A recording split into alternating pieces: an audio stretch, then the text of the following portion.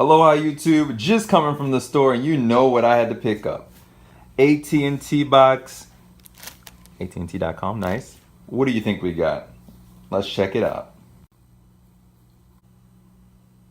So let's get to this unboxing and initial impressions.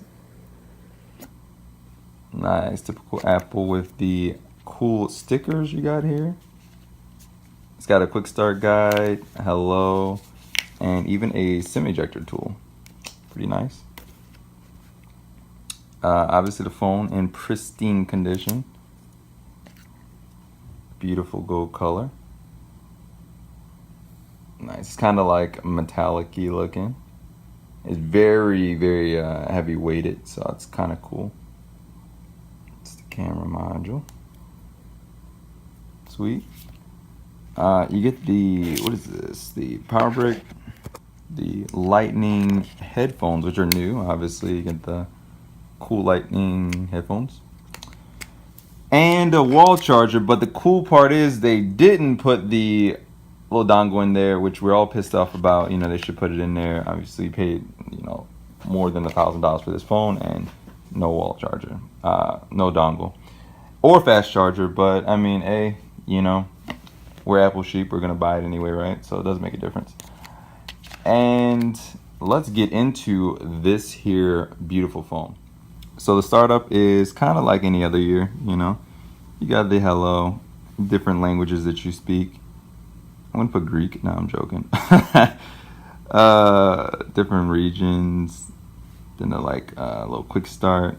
Let's skip all this. Let's get into it. So upon starting the phone up, obviously I've set up Face ID, so it is ready to work. But you have to unlock it the first time you do it. Now Face ID is gonna be good. Boom. Pretty awesome. I like this theme where it just conveniently hides the notch right there. Perfectly executed right there. Me, I like to keep it simplistic. Look at that. No apps, no app drawers, only my essential widgets.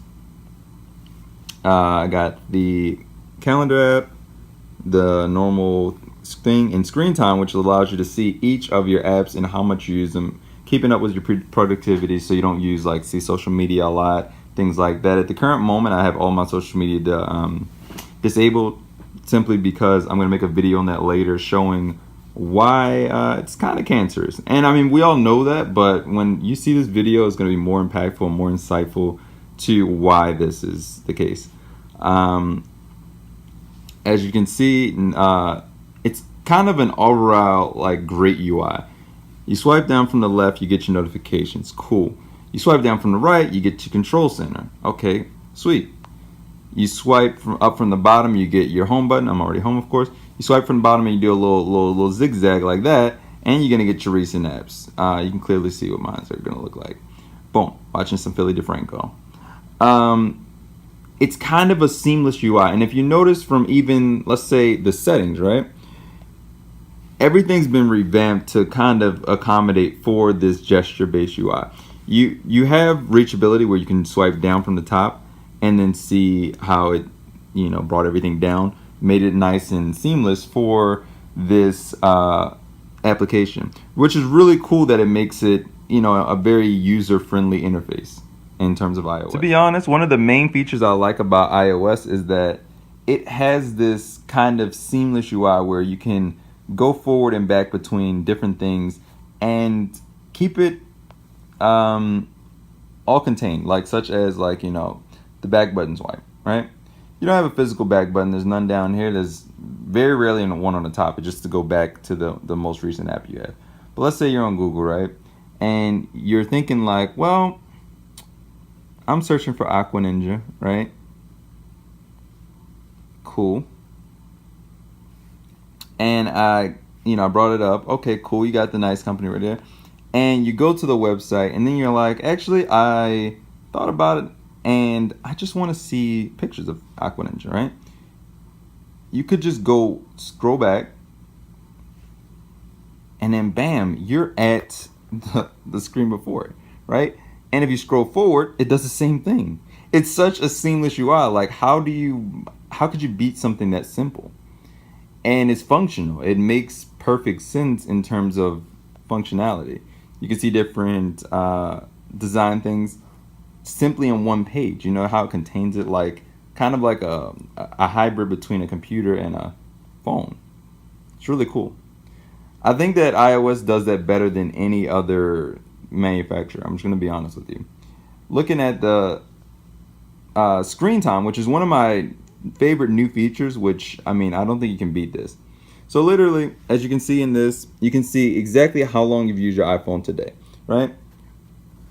You've got your entertainment, your social networking, your productivity, and you can even control how long you use these things. You can set it across different devices on your iOS, and you can even set it up for your family. If you notice, if you click into more in depth, you can even get like cooler bar graphs, see it today, see it for a week, see it however long you want, which makes it a lot more apparent for those who are like very cognizant of how they use their phone. Because think about it, these phones are in our pockets. They're serving us. So you don't want to just be, you know, on YouTube all day or you know, browsing the web and things like that. And it even shows you how many times do you pick up your phone to look at it. Like how many times have you opened it? How many times have you opened a specific application? It's really, really in depth, honestly. And I think that this is an underrated feature. Google has another one, which I talked about, called Google Wellbeing. The fact that iOS has this is very, very, very awesome. I think that more people should look into screen time and see their, you know, their usage habits, because it's really cool in a way. This is my quick unboxing and overview of it. I end up talking about screen time a lot, but I mean, it's a really amazing feature. Gonna look into this more, maybe make like a full review. Guys, stay tuned for that and more awesome content. Have an Aqua Day.